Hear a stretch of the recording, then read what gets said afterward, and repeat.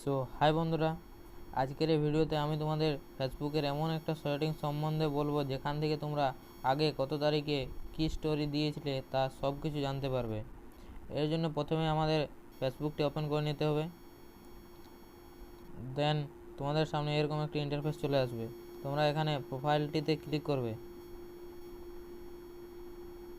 দেন পেজটি কিছুক্ষণ লোডিং নেবে।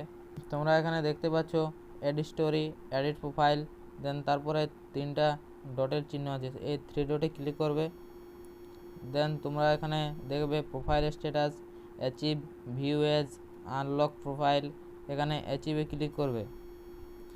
দেন পেজটি কিছুক্ষণ লোডিং নেবে।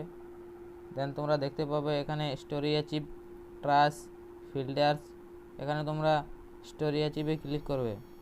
দেন তোমরা আগে কত তারিখে কী স্টোরি দিয়েছিলে তার সব কিছু তোমরা এখানে দেখতে পাবে।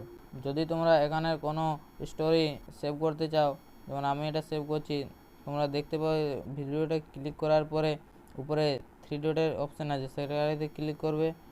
দেন তোমরা নিচে দেখতে পাবে delete video, save video, something went রং, এখানে তোমরা সেভ ভিডিওতে ক্লিক করবে।